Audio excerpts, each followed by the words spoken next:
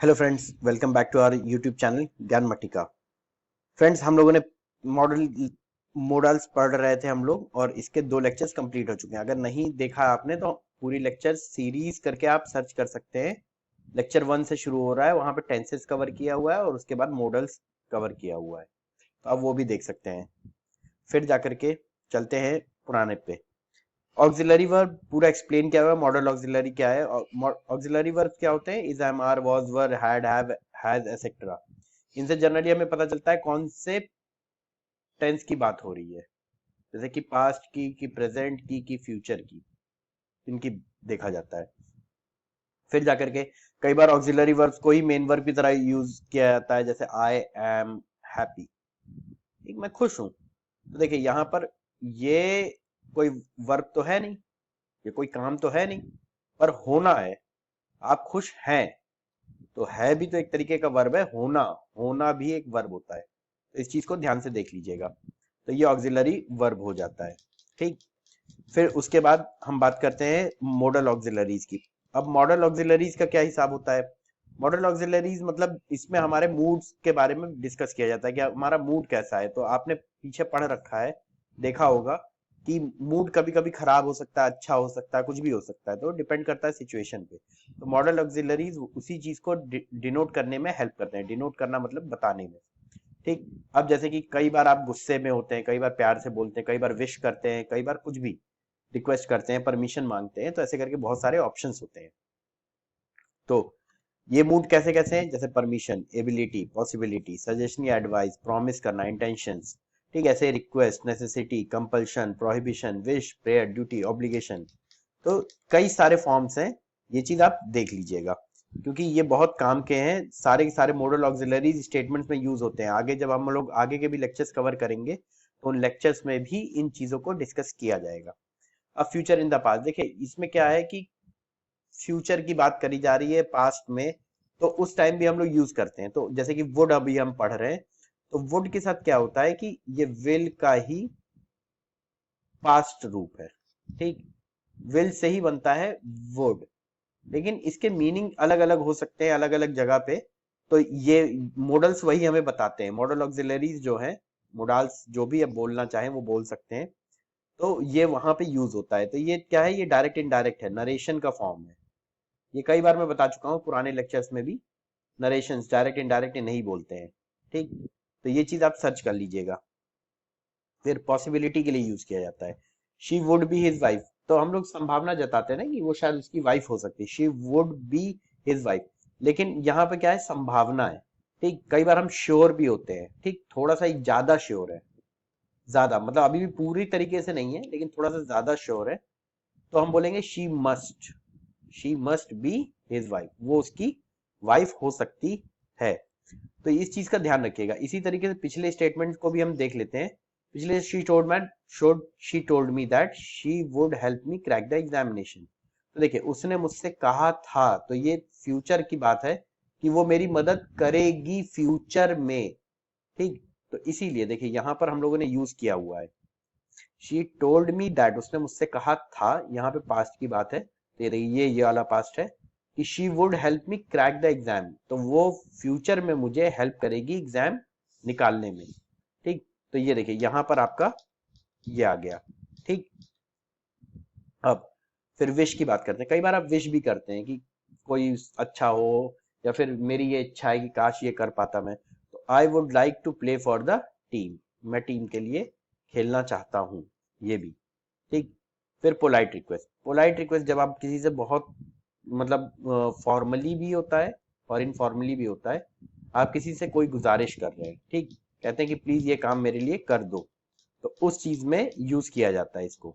अब जैसे एग्जांपल देखिए, would you fetch me a glass of water, क्या आप मेरे लिए पानी का एक ग्लास ला सकते हैं? तो ये रिक्वेस्ट है, यहाँ पे वैसे क्वेश्चन मार्क होगा। ठीक। तो ये देखिए पोलाइट रिक्वेस्ट में यूज किया जाता है। सेम चीज कुड से भी हो सकता है, could you fetch me a glass of water, ये थोड़ा सा कम पोलाइट हो गया। कैन, ये उससे भी कम पोलाइट हो गया। तो ऐसे करके कई सारे ऑप्शंस होते हैं जिसमें पोलाइटनेस की डिग्रीज होती हैं। ठीक, कि कौन ज्यादा पोलाइट कौन कम। तो वुड जो होता है वो सबसे ज्यादा पोलाइट है, याद रखिएगा। वुड को हम लोग सबसे ज्यादा प्राथमिकता देंगे अगर पोलाइटनेस की सिर्फ बात कर रहे हैं तो इसको ध्यान में रख के देख लीजिएगा। फिर अब इसके बाद नेक्स्ट वन जो है वो हमारा क्या है, वो हमारा है डेयर।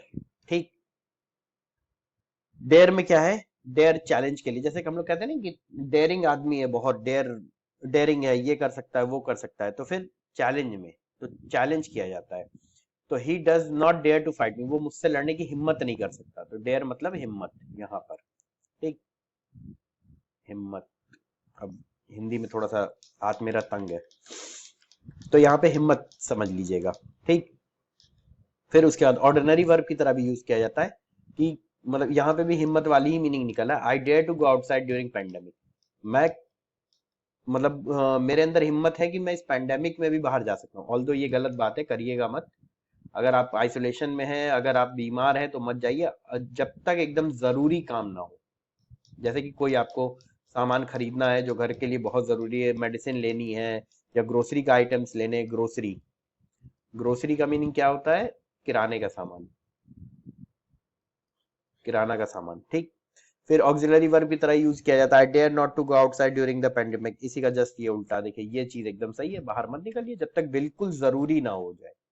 ठीक, suppose I dare she will not help you, मतलब ये सपोज करते हैं, हम एक संभावना जताते हैं कि मैं तुम्हें कह रहा हूं ना कि वो तुम्हारी मदद नहीं करेगी। ठीक, तो आई डेयर। फिर होप लाइकली टू हैपन, शायद मतलब ये वो होप है हमें, वो मतलब हम सोच रहे हैं कि ये हो सकता है फ्यूचर में, या ये हो जाए तो बेहतर होगा। तो होप के लिए क्या होगा, I dare say Nidhi will become an IAS. तो ये फिर एक एग्जांपल हो गया, I dare say Nidhi will become an IAS. ये देखिए ये एक तरीके से डायरेक्ट इनडायरेक्ट का ही एग्जांपल है, लेकिन ये प्रेजेंट में है, ये प्रेजेंट में है। ठीक, इसीलिए देखिए यहाँ पे विल है, यहाँ पर से है। ठीक, लेकिन अगर आप पीछे जाएंगे, एग्जाम्पल पीछे देखिए, she told me that she would help me, तो ये देखिए यहाँ पे विल वुड में बदल गया क्योंकि ये पास्ट में था। ठीक, और ये टोल्ड जो है ये टेल का क्या है, पास्ट है, second form of the verb. Third form भी यही होता है, लेकिन यहाँ as a second form use किया गया है। ठीक, तो आगे बढ़ते हैं अब। नीड एंड नीड टू, ये दो होते हैं अलग अलग। ठीक, can be use as both auxiliary and ordinary verb. अब ऑर्डिनरी वर्ब की तरह भी यूज हो सकते हैं क्योंकि इनकी अपनी खुद की मीनिंग होती है जिसे हम मेन वर्ब बोलते हैं। ठीक, या फिर ऑक्सिलरी वर्ब, इसके बाद एक और वर्ब लगेगा अलग से इसको सपोर्ट करने के लिए, ये मतलब उसको सपोर्ट करेगा। जैसे ऑर्डिनरी वर्ब का एग्जांपल देखे, he needs to work hard, उसे मेहनत करने की जरूरत है। तो ये जरूरत है यही यहाँ पे वर्ब है। ठीक, यही वर्ब की तरह यूज हो रहा है। लेकिन ऑक्सिलरी वर्ब देखें, need I call him, he need not go there. अब देखिए नीड नॉट जो है ये ऑक्सिलरी वर्ब हो गया क्योंकि मेन वर्ब क्या है, गो है, यहां पर यही मेन वर्ब है। ठीक, लेकिन यहां पर मेन वर्ब क्या होगा, नीड नॉट के बाद जो गो आया है ये, यहाँ पे ये ऑक्सिलरी वर्ब है नीड नॉट, और गो जो है वो मेन वर्ब है, ये इसको सपोर्ट कर रहा है। फिर नीड नॉट प्लस हैव, ये अब देखिए ये वही है कि ये स्ट्रक्चर है जिसमें फिर जाकर के एक्शन की जरूरत नहीं थी पर फिर भी कर दिया गया, कि मतलब जैसे तुम्हें वहां नहीं जाना चाहिए था। You need not have gone there, देखिए you need not have gone there. अब हैव के बाद हमेशा third form of the verb आता है, ये आपको पता है, लेकिन जब हैव को ऑक्सिलरी वर्ब की तरह यूज किया जाए तभी, मेन वर्ब की तरह यूज किया जाएगा तब ये चेंज हो जाता है। एग्जाम्पल देखिए, जैसे आई हैव टू गो। ठीक, हैव जो है ये ऑक्सिलरी वर्ब की तरह यूज होता है नॉर्मली, लेकिन यहाँ पे यही मेन वर्ब है, मुझे जाना है, यहाँ पर है अपने आप में मेन वर्ब है। लेकिन अब इसी को देखिए, आई हैव गॉन देयर। अब देखिए यहाँ पे ये मेन वर्ब बन गया और ये आपका ऑक्सिलरी वर्ब है।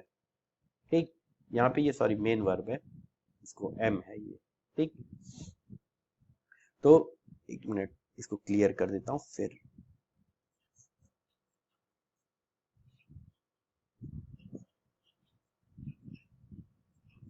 इसको डिटेल में हम लोग डिस्कस करते हैं। दो स्टेटमेंट्स थे, I have gone there, I have to go. ठीक, तो उसको हम डिटेल में देखेंगे। सबसे पहला स्टेटमेंट देखिए, आई हैव टू गो। ठीक, पहला स्टेटमेंट ये देखिए ये प्रेजेंट इंडेफिनिट है। इंडेफिनिट क्यों है? क्योंकि ये first form of the verb है, यहाँ पे आई के साथ आया है, ठीक, तो आई के साथ आया है तो इसलिए एस या ई एस नहीं लगेगा। अगर ये सब आपको नहीं समझ में आ रहा तो टेंसेस की मेरी लेक्चर सीरीज जाके देख लीजिएगा, आपको सब पता चल जाएगा। फिर आई हैव गॉन देयर। अब ये क्या है? ये परफेक्ट स्टेटमेंट है, परफेक्ट, और किसका? प्रेजेंट का। अब ये है ऑक्सिलरी वर्ब, ये है मेन वर्ब, ठीक। यहाँ पे ये क्या है? यही मेन वर्ब है, यहाँ पर होना की बात हो रही है, और यहाँ पर ये है और गॉन मतलब जाना, ये तो जाना यहाँ मेन काम है, और है उसका एक फॉर्म बता रहा है कि टेंस कौन से टेंस की बात हो रही है, प्रेजेंट की, पास्ट की, फ्यूचर। तो हैव जो है वो हमें है बता रहा है। था होता तो क्या होता? हैड हो जाता है, यहाँ पे I had, H A D में बदल जाता, हैड हो जाता, ठीक। जैसे कि एग्जांपल के तौर पे अभी हैव के साथ हैड लिख देते तो यहाँ पे था हो जाता, हैव था तो इससे क्या हो जाता है, ठीक। तो ये रहा हमारा पूरा आज का लेक्चर। अगर आपको ये अच्छा लगा तो प्लीज लाइक कर दीजिएगा, एक कमेंट छोड़ दीजिएगा, इसे अपने दोस्तों के साथ शेयर करिए, सब्सक्राइब करिए और बेल आइकन दबा करके नोटिफाई कर दीजिए सबको। Thank you.